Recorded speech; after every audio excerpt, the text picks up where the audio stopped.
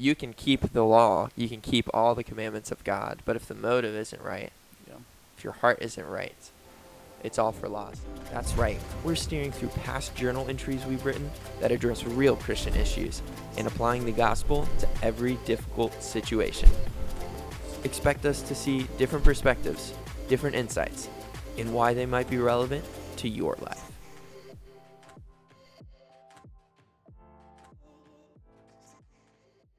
Eventually, he kind of gave me a good kick in the pants and, kept moving. But Yeah, it's hard to balance. It is very nuanced, and I think it's helpful to see sin in a little bit bigger or deeper sense, and that the kind of obedience that God requires of us is not surfacey. It's not check the box 10 commandments.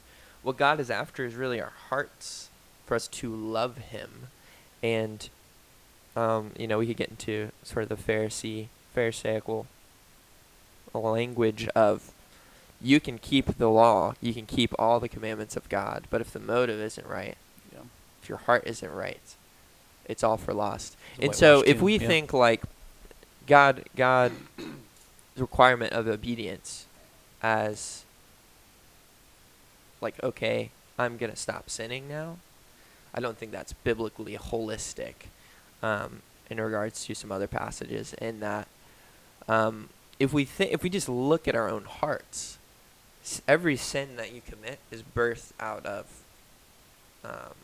an idol that you have that comes first before resulting in maybe some big sin issue that you've had in your life. Right.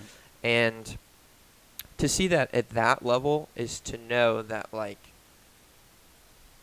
sin is a lot bigger of a problem, a lot deeper.